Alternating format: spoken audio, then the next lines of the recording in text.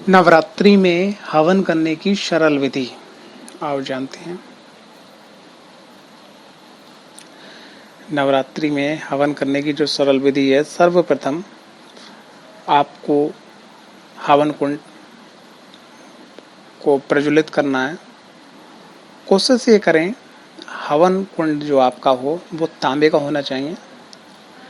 तांबे का हवन कुंड आप रखिएगा, उसको स्वच्छ साफ करके हवन कुंड अगर डायरेक्ट आप फर्श पर रख रहे हैं तो उसके नीचे आप चौक बना लीजिएगा, जिसको रंगोली बोलते हैं, उसको पर आप हवन कुंड रखिएगा। हवन कुंड में कपूर प्रज्वलित कीजिएगा, जय श्री गणेश बोल के अग्निदेव का ध्यान करते हुए। फिर लकड़ी लगाइएगा उस पर आम की, और सर्वप्रथम आपको आहुति देनी है।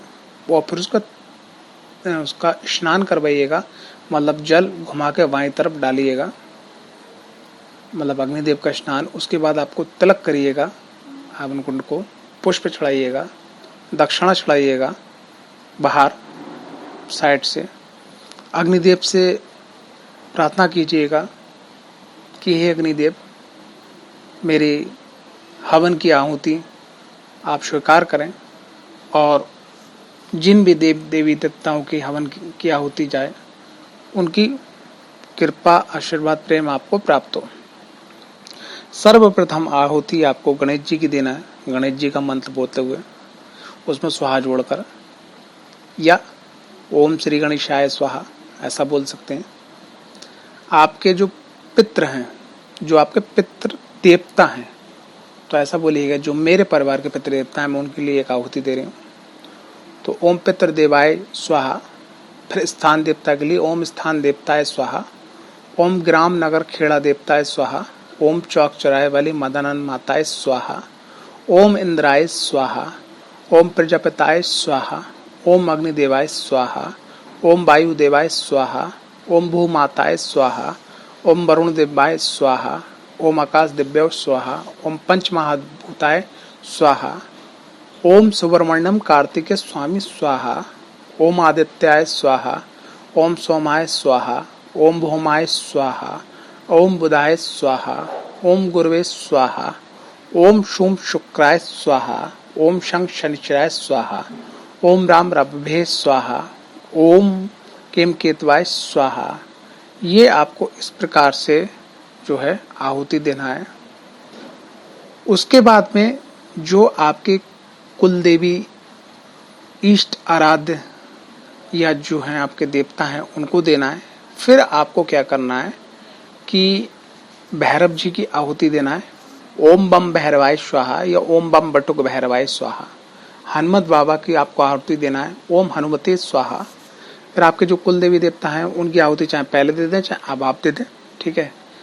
जिनको आप मानते हैं पूछते हैं उनका नाम उनके मंत्र के संग में स्वाहा जोड़ के आप दे दें। और वो आप उसके बाद में माँ भगवती का जो आपने मूल मंत्र जाप किया हो, चाहे आपने नवाड़ मंत्र जाप किया हो उसमें स्वाहा जोड़ के, चाहे आपने महालक्ष्मी का मंत्र जाप किया हो, चाहे माँ सरस्वती का मंत्र जाप किया हो, या आपके गुरु के माध्यम से कोई मंत्र आपको प्राप्त हुआ है जो आपने नवरात्रि में जाप किया है, तो उस मंत्र को आपको मंत्र में अंतिम में स्वाहा जोड़कर आपको आहुति देना। अगर ऑलरेडी उस मंत्र के अंदर स्वाहा जुड़ा है तो आप स्वाहा पे आहुति दें। आहुति देने के बाद में फिर आप जो है उसकी जल से आचमनी करें, हवन शांति की प्रार्थना करें, मिष्ठान चढ़ाएं हवन के अंदर, और अंतिम में जो है जो घी की धार है ऊंचे हाथ से छोड़ें हवन के मुख में। और जो अंतिम आहुति लगती है यानी कि हवन शांति से पहले, घी की धार छोड़ने से पहले, तो अंतिम संपूर्ण आहुति आप लगाएं। और इस सरल विधि से आप हवन कर सकते हैं।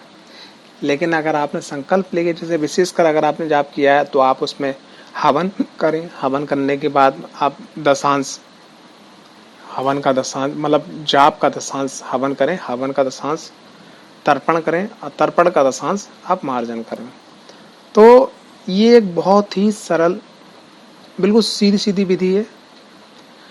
इस विधि में अब एक और क्वेश्चन आता है कि साहब ये तो मैं कर लूँगा, लेकिन ये मेरा कार्य नहीं है, ये कार्य कर्मकांडी पंडित का है, तो उसके लिए क्या करना चाहिए? अगर आप अपने घर के अंदर हवन कर रहे हैं, किसी और का हवन नहीं करने जा रहे हैं, तो आप पे कोई दोष नहीं लगता है। आप अगर चाहते हैं तो आप एक कार्य कर सकते हैं। एक जो थे मतलब थाली निकालिएगा कच्चे सीधे आटे की, यानी कि उसमें आटा, चावल, दाल, सब्जी, दक्षिणा रखकर वो पंडित जी को आप मंदिर में जाकर दे आइएगा हवन की दक्षिणा के स्वरूप में। इससे आपको पूरे हवन की संपूर्ण फल की प्राप्ति आपको हो जाती है। क्योंकि दरअसल क्या है, ये बहुत सारे लोगों को क्वेश्चन होता है कि जब नवरात्रि के अंतिम समय आता है, यानी कि 7, 8, 9, तो उसमें क्या होता है कि एक एक ब्राह्मण, एक एक पंडित एक एक दिन में 10-10, 12-12, 15-15, 20-20 हवन करवाता है, उनके पास स्वयं समय नहीं बचता।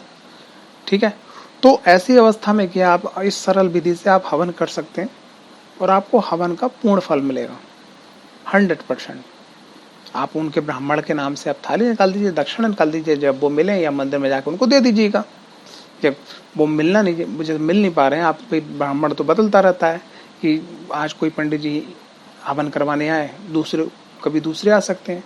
ठीक है, तो आप सबसे सरल तरीका, आप मंदिर चले जाइएगा, वो दक्षिणा और वो थाली, वो अन्न सीधा उनको पहुंचा दीजिएगा। ठीक है, हवन करने से पहले वो निकाल लीजिएगा, हवन समाप्ति के बाद में पहुंचा दीजिएगा। ठीक है, आपको हवन का पूर्ण फल प्राप्त हो जाएगा। बहुत सरल विधि है, सरल विधि से बिना पंडित के भी आप हवन पूजन कर सकते हैं। ओम नमः शिवाय। जय माता रानी, जय भैरवनाथ। आपका समय शुभ हो।